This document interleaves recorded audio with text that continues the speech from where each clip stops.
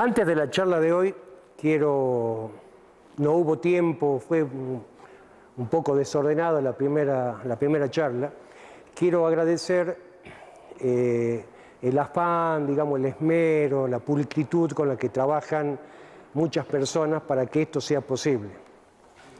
En especial, porque es la cabeza, digamos, del intendente Javier Noguera, que no solo se autorizó, digamos, que se puedan realizar estas charlas, sino que además no lo hizo por una cuestión simple de bonomía o de relación amistosa conmigo, que incluso no la hay, al menos en ese nivel, sino porque entendió perfectamente que una de las cuestiones básicas, claves, la tarea insoslayable de la hora en nuestro país es generar altos niveles de conciencia. No hay absolutamente ninguna posibilidad de poder transformar esta realidad hostil para el pueblo argentino, más hostiles, por supuesto, para los trabajadores desocupados, que no sea a partir de altos niveles de conciencia. Entonces, bueno, vaya mi agradecimiento al Russo, a Arroyo, bueno, falta Darío y algunos más, que no sé quiénes más trabajan, y también al intendente Javier Noguera. Y por supuesto a ustedes, porque, digamos, quitarles 2 horas al descanso o a otras actividades para escuchar incluso por ahí conceptos con los que no están totalmente de acuerdo, como pasó con lo de la autonomía universitaria, a veces puede no llegar a ser una elección feliz. Entonces también a ustedes. No sé si todos estuvieron la charla pasada, pero ustedes dos creo que no. Ustedes tampoco. Ah, tampoco, bueno. Yo dije que estas charlas, yo espero que sirvan como un disparador precisamente de la conciencia. De tal manera que en la reflexión que generen y en la discusión que generen cada uno de los conceptos de por sí polémicos, porque voy a hablar nada más y nada menos que de historia, de política, de literatura, de arte, temas de por sí polémicos, pueda ir elaborándose un crecimiento, un lento andar hacia el aquilatamiento de mayores niveles de conciencia.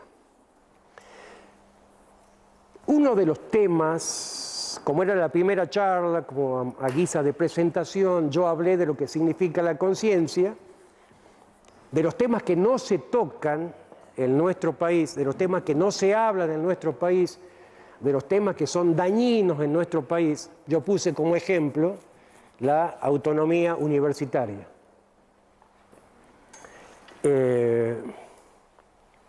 Con un conocido de muchísimos años, y muchísimos años que no nos vimos, me refiero a él, discutimos, él no maneja los mismos criterios que yo, y bueno, 2 o 3 asistentes más de la clase pasada que no estuvieron.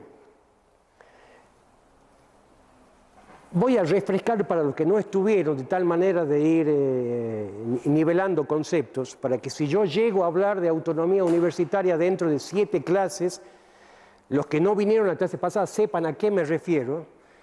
Voy a esbozar sucintamente, no con el ánimo de volver a discutirlo ahora, ese concepto.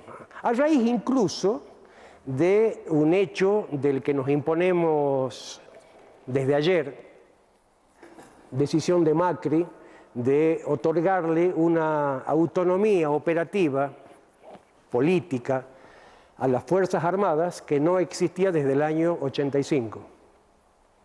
Y se llama exactamente así, autonomía de gestión, de direccionamiento y de política interna de las Fuerzas Armadas. Bueno, este es un tema que sería larguísimo hablarlo,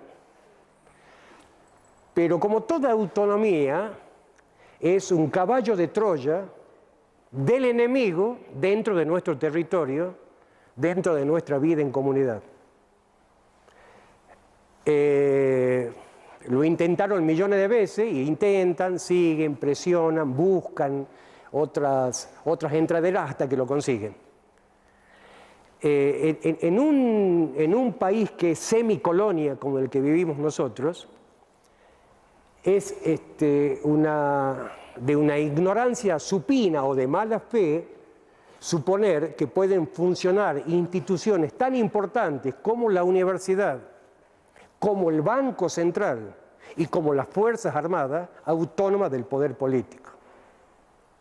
Es una locura. Además, ni siquiera en los países centrales, ni siquiera en los países que son los que imponen esa política, ni siquiera ahí funciona la autonomía tal cual pretenden hacernos creer que es un bien para los argentinos.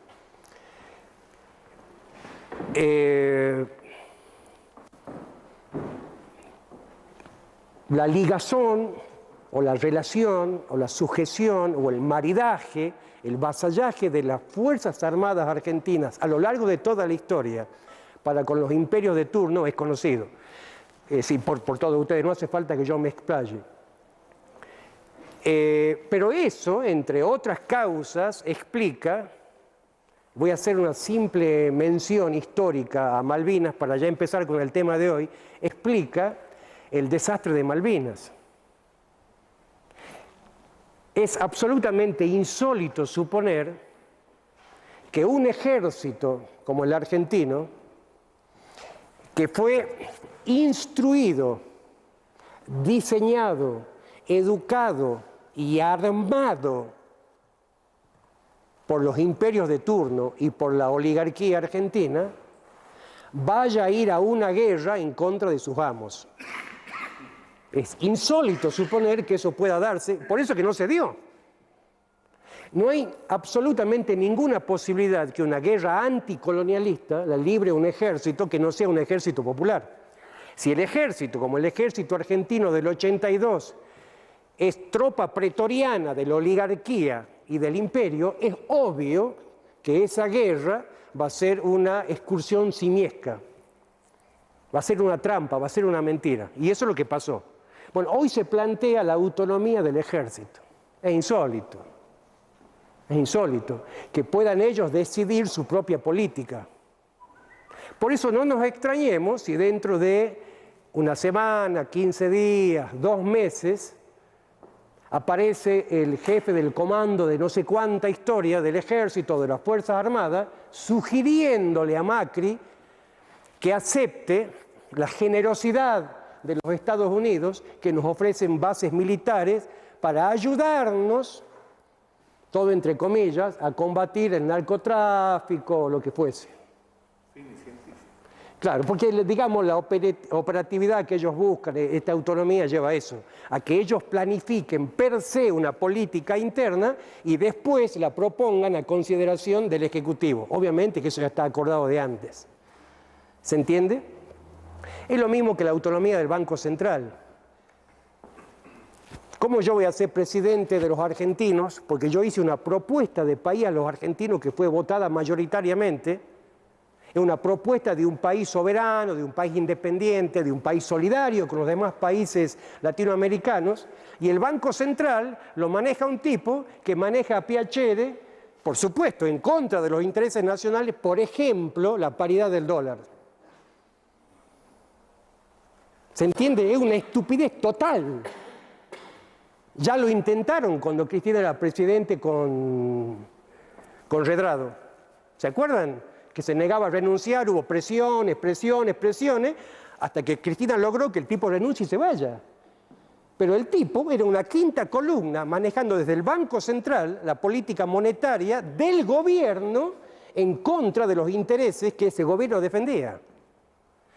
¿Cómo va a ser autónomo el Banco Central? ¿Cómo va a ser autónoma la universidad? ¿Cómo la universidad va a formar profesionales con un criterio de un país que no existe o que no es el que necesitamos nosotros? 100 millones de abogados por año, de contadores, de psicólogos, de peritos de no sé qué historia, de cocineros, de chef, y no físicos nucleares. Es insostenible. Bueno, pero con ese criterio, demos por ahora terminado ese tema de la autonomía. Yo creo que con el tema del Banco Central queda manifiesto, digamos, que un país en serio no puede aceptar estados dentro del propio Estado. No puede aceptar que haya poderes que no controle. Perdóname, ¿quién ha fundado el Banco Central? ¿El Banco Central? En la década infame. Sí, año 34. Claro. Pinedo. Bueno, ¿ahora qué hace el Banco Central para que ingrese a asegurarse el cobro de la deuda? Y manejar las finanzas, porque ellos son expertos, digamos. Ya sé, bueno, también hay expertos acá. A lo que quiero llegar es que es dinámico esto, ¿no? Las instituciones que existen depende de quién las maneje. El Banco Central, como decís vos bien, en el Tratado de Grado, ha tratado de hacer una política de zapa hasta que la crisis ha intervenido y bueno, ya cambió el rumbo que no ha hecho que la administración económica del banco no sea, sigue siendo autónoma, pero el dinero del manejo del fondo de ese banco estaban destinados al consumo, a los sectores populares. Ya no es autónomo. Es autónomo nada más que lo está dirigiendo otra persona. Pero ya no es autónomo, ya es la política del presidente el que designa. Por eso es que yo digo... En la fuerza nada pasa, perdona. No, está bien. Se mencionó que no hay que descuidar nunca que no son instituciones huecas, sino que están formadas por sujetos. Y vos decías el otro día de que eso va cambiando en el tiempo. Y la prueba está, lo que vos has dicho, por ejemplo, mira, acá te he traído uno, si lo querés leerlo, para leerlo a todos, ¿no? Te he traído acá la declaración preliminar de la ¿cómo se llama? De la autonomía. De la autonomía. Año 18. Lo conozco... No, pero léela para que la lean todos, que la conozcan. Pero no ahora porque... Porque sería interesante que vea... El tema es el siguiente, no hace falta... El APRA del Perú, Aya de la Torre, lo primero que felicita Fidel Castro, cuando ha venido la última vez, es la autonomía universitaria en Córdoba. Por primera vez en la historia en América Latina se subleva en contra de la cultura oriental. Pero ¿sabés quiénes más? No solo Fidel Castro, ¿sabés quiénes más nacen, digamos, con el criterio de la reforma del 18? También Allende de Chile. Pero eso no dice nada, porque vivimos en una colonia. Lo que tiene que pasar es lo siguiente. Vos me decís, la reforma del 18, la autonomía de la universidad es para sacarle el poder que sobre la universidad tenía la Iglesia Católica, además el sector más reaccionario, el tomismo, Santo Tomás de Aquino. Estoy de acuerdo. Ahora, ¿pero por qué tiene que ser autónoma siempre, también con gobiernos peronistas? ¿Se entiende lo que digo? Termina siendo... Todo debe, en el concepto que vos estás diciendo, todo debe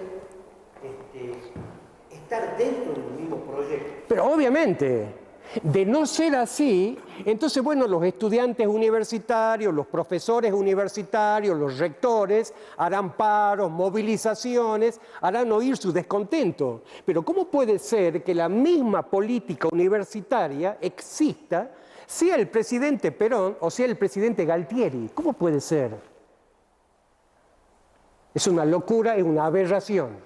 Bueno, está a la vista, discúlpame, Diego, por los 12 años de parte del Néstor, todo eso, quien la movilizó siempre en contra fue Adio. Pero no nos olvidemos, digamos, que uno de los factores claves en el golpe del 55 fue la universidad y los estudiantes universitarios, pero esto fue así, digamos. Bueno. No había autonomía. ¿Cómo? No había autonomía en el 55. La autonomía universitaria... No, yo digo la actitud de la universidad. ¿Hay o no autonomía? Y sí estaba Ugarte, en la universidad estaba Jaureche, el campo de Obrera era Jaureche. Las movilizaciones de los estudiantes... Bueno, por eso. Siempre la universidad fue gorila en este país, siempre. Es así. Bueno. A no ser la creada por Perón. Obviamente, pero digamos, en el 73 sabemos además los problemas que había, digamos. No hay ninguna posibilidad de medir nada del 73 al 74, que es cuando Perón muere. Nada. Bueno. Mucho antes, 69 al 73, la universidad no existía para vos. ¿Cómo? Del 69 al 73, del Cordobazo hasta el 73 no existía. Sí, ¿y qué dejó? ¿Pero qué? No. No. A los diablos. Pero no dejó, ¿pero qué dejó? Como proyecto de país, digo. Ah, bueno, por eso. Bueno, vamos, digamos, a la charla de hoy. Lo que es obvio es que no vamos a coincidir siempre en todo, todos. Sí, lo que me interesa a mí, que es lo que busco, de que ustedes puedan seguir, digamos, esto a... Sí. Perdón, lo que quede claro en algo de este diálogo que han tenido ustedes, quedaron truncas las cosas, para bien o para mal, según el concepto que cada uno tenga, para el país. Obviamente, ¿Sí? obviamente. Si yo coincido en muchas cosas con vos, si conceptualmente tengo la misma idea tuya, o todo debe responder a un mismo proyecto. Si esto es lo que han hecho los liberales a través del 53, de 1853 para aquí adelante. Es decir, Mitre funda cada colegio nacional en cada una de 15 provincias para proclamar su idea. Ellos lo hicieron, lo llevaron a la práctica y bajo la pauta cultural desarrollaron toda su idea. Así es. Bueno, lo que vos planteás, que en ese caso yo coincido, obviamente que esto viene de la forma de una... Esta coincidencia viene de un concepto ideológico, filosófico, que lo plantea el peronismo, que tiene que ser una misma, estar integrado en un mismo proyecto todo el país, o todo institucionalmente todo el país. Entonces, pero ocurrieron cosas de que se interrumpieron. Por eso, por ahí surgen estas conversaciones que es como que uno no se pone de acuerdo. No es ponerse de acuerdo, que está bien que surjan las explicaciones del tema, pero lo que sí tiene que quedar claro, qué es lo que es un proyecto, qué es lo que es otro proyecto. Uno se consolidó, el otro está en la pelea. El problema que tenemos es que hubieron interrupciones permanentes. Claro, pero esto vamos a volver a verlo y lo vamos a ver Contrapuesta absolutamente. constantemente cuando avancemos, digamos, a partir de mayo de 1810. Que ya vamos a llegar a eso, digamos. Casualmente, como estamos hablando de la conciencia, yo voy a empezar de mucho antes. ¿De dónde venimos? ¿Qué hace que sea lo que somos nosotros? ¿Qué explica, digamos, nuestras raíces? ¿Qué explica nuestro criterio frente a la vida? Nuestra inserción en el mundo. Esto que estamos discutiendo. De algún lado debe salir, de algún lado venimos. Algo pasó para que seamos lo que somos. Entonces no hay otro camino que irse a la historia.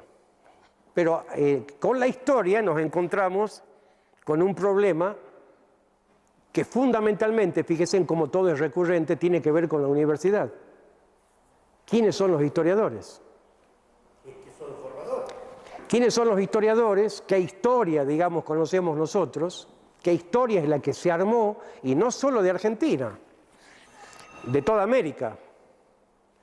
¿Qué significa la España del 1500, del siglo XVI? ¿Qué es lo que pasó con la llegada de los españoles a nuestras tierras, a nuestra América? Bueno, así a vuelo de pájaros, rápidamente. Si ustedes quieren que yo profundice en algún tema, me avisan. La idea es completar toda la historia y llegar a discutir lo que pasa hoy en el país. Hay algunas, sí.